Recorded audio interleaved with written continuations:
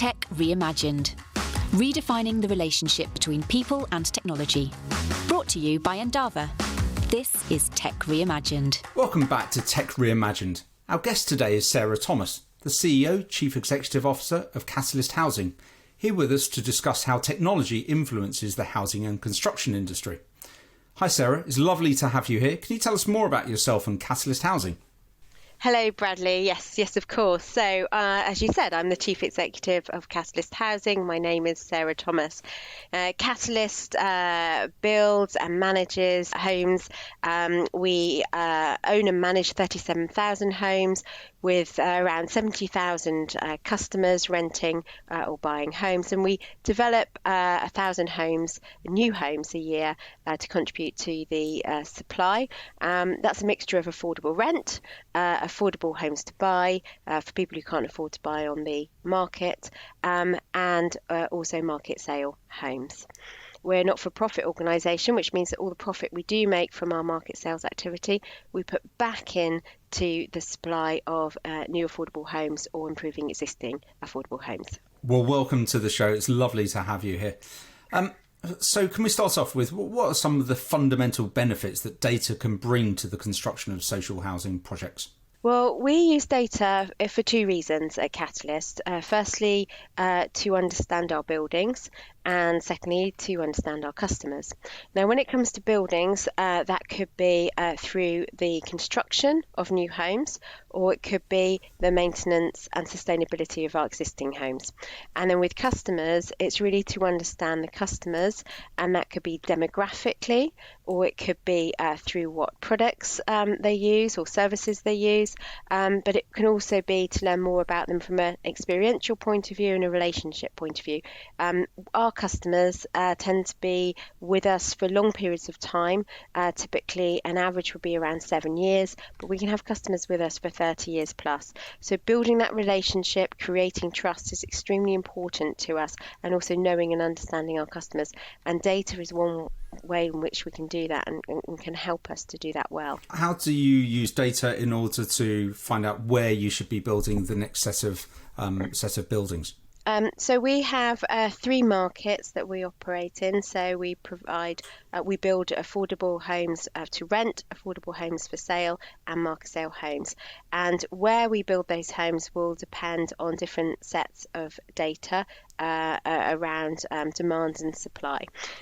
There has been for a long time and will be for a long time to come, I expect, more demand than supply for affordable homes. So therefore we look at where can we work in partnership, who can we work in partnership with, where can we provide affordable homes that really meet the largest need, because there is a need everywhere. So that will be working with councils, that will be working with the government, and we also work in private partnerships as well. So for example, we might provide accommodation for NHS workers or students, or we might work with, at the moment we're working with Oxford City Council to provide much needed homes in the heart of Oxford city centre.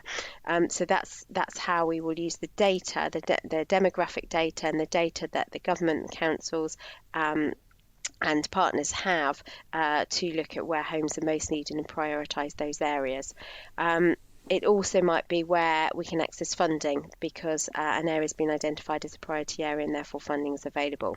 When it comes to the market, we're like every other private developer and we use market data to understand the growth areas. Now with the COVID pandemic, interesting things have happened to where people want to live. People are deciding where they might want to live and maybe not in the traditional commuter areas anymore, and that commuter space is being pushed out further away from the city centres. So we'd look at that data to decide where to build our market sale homes, because our market sale homes, that part of what we do is about making profit so that we can reinvest that profit into affordable supply. And have some of the data providers changed during COVID because the market's changed so much, like you just described? I'd say that the actual data we use for deciding where to build homes is quite traditional, because the way people buy and invest in homes hasn't changed because of the pandemic, or recently. But where data has changed is more around in maintaining those homes into the future. So smart homes, building in technology into homes as we construct them, smart heating systems. That's where data is really revolutionising our sector and how we operate. And that's really beneficial because the costs of maintaining homes is going up. It's going up for some short-term reasons, such as Brexit and COVID, and it's going up for some longer-term reasons due to taxes on carbon and materials being in short supply. So any data that can help us be more efficient at maintaining our homes, have less visits that interrupt our customers who live in those homes if they're renting, is really beneficial, and that's what we're seeing change in our sector. So you're installing some smart home appliances, whether that's for plumbing, electricity, etc.?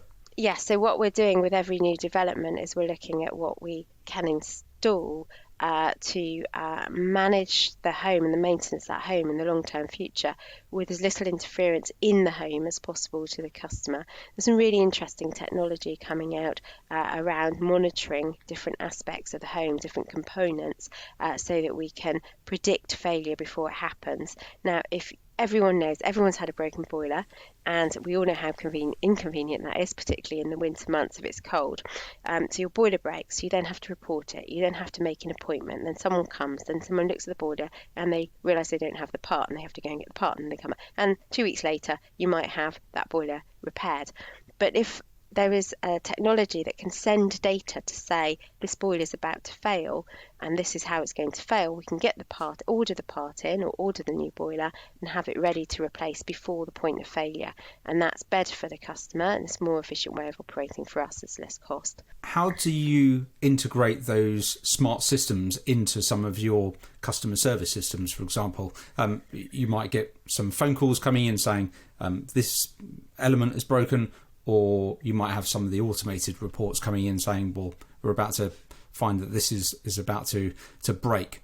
So this is new emerging technology that isn't tried and tested. So this is very much about piloting stages. So this is where we're building homes right now and incorporating and testing out these technologies. They all obviously have to have a backup in case the pilot proves that they're not right for us and our customers. And sometimes, when we do piloting new technology, it might be too complex. There's some heating systems and they're just too complex for our customers to have the energy to work it all out and fathom it all out in their busy working lives and busy daily lives.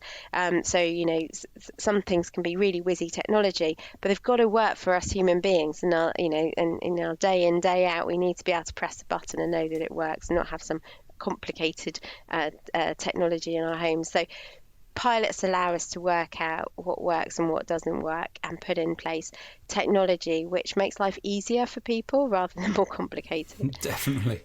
And so far we've talked a lot more about the quantitative data, but do you also use some qualitative data? I imagine so with your customer service experience. Absolutely. I mean, there's a couple of things. I mean, customer engagement is really important to us at Catalyst. We try and work with our customers as much as possible. Obviously, COVID has meant that's been much more online than we'd like. We'd like to have a whole mixture of ways of working with our customers, but we try to co-create and co-produce with our customers and problem solve together where we can. I think what's interesting as well about technology and the development of homes is human behaviour and the psychology of behaviour. So we all know that you can have a nice square of very beautiful grass, but if people need to cross it to get it's the quickest way from A to B, you'll get a muddy line right through the grass, however beautiful it is and however the architect might have designed beautiful paths around it. And customer engagement, people will tell you things, but it's also important to observe how people use things and how they use their homes and how they use their outdoor spaces, because what we do and what we say we do are not always the same things. And if you're really going to create that really good experience, that proactive understanding and observation of behaviours is a really important factor as well. That's definitely true. I've been involved in a few projects at Endava where one of the first discovery activities we've done is to listen in on a contact centre, and it really opens your eyes to the sharp end of what customers really want, rather than it being filtered through in reports and desensitized sometimes. So how at the moment are you using some data to impact customer engagement? Can you talk to us about any projects that are ongoing at the moment? Well, I think there's two things. So bigger picture and then a specific example. So the bigger picture is how we use data to forecast our costs over a longer term period. Because construction and building homes is a long-term activity, we have a 5-year plan, 10-year plan and 30-year plan, as you can imagine. Now we need to build into that the cost of investing in our existing homes, so that we don't just invest in new supply, that we also maintain the quality of the homes for our existing customers. And in order to do that, what the data tells us is the likelihood of when a component in a home is likely to fail. And then because we have 37,000 homes, that's a lot of components. So what we wouldn't want is everything to fail at once in one specific year, for example. So what the data allows us to do is draw out a plan for our existing homes of when we are going to replace various components and spread the cost of that over the longer term plan. And that allows us to see what money we then have to invest in our new homes. So data is really important part of that financial planning and understanding the homes and the performance of those homes. And that data will also allow us, when we put our decarbonisation programmes in place, to understand that as well. So if that's the bigger picture, let's think of a specific example. And something that's really exciting right now, that's new technology that we're using, is a boiler it's called a cradle or cassette. And basically the technical part of the boiler is in the cradle, and then the more mechanical part gets slotted in. So what we're able to do is when we need to change the boiler, is just slot the sort of basic part out of the more sophisticated part. And that will also allow us to put in hydrogen boilers, should that be a possibility in the future. Now we know it's not a possibility now, but should it be in the future, we'll be able to swap out the old style gas and energy for hydrogen. And that's really exciting technology that prepares us for the future, when there's so unknowns that we can't invest in the hydrogen boilers right now. I was thinking, as soon as you said that you have a 30-year strategy, I was thinking how many of our listeners are going to be sitting here or riding their exercise bike or going for a walk or whatever you're doing at the moment, thinking 30-year strategy. Wow, that must be something.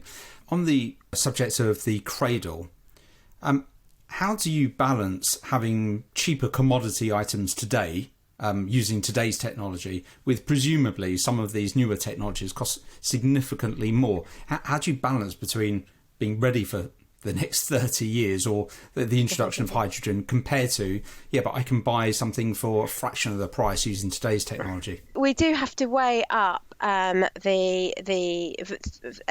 many things, the cost to us, but also the duration. So a gas boiler currently will last 10 to 12 years. So we might plan to say, actually, we will put a gas boiler in now, and then in 12 years we will replace it with new technology that hasn't evolved yet, but we know it will do in the next 10 to 12 years. So that's an option available to us.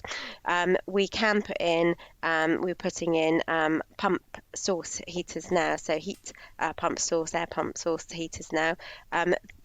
They're going into our homes now. They're more expensive, but they're factored into the build cost of those homes. And actually, in the reality, we're doing obviously a portfolio of different initiatives to balance the cost, make sure there's a long-term plan for sustainability and net carbon zero, and we're contributing to that in a very planned and methodical way.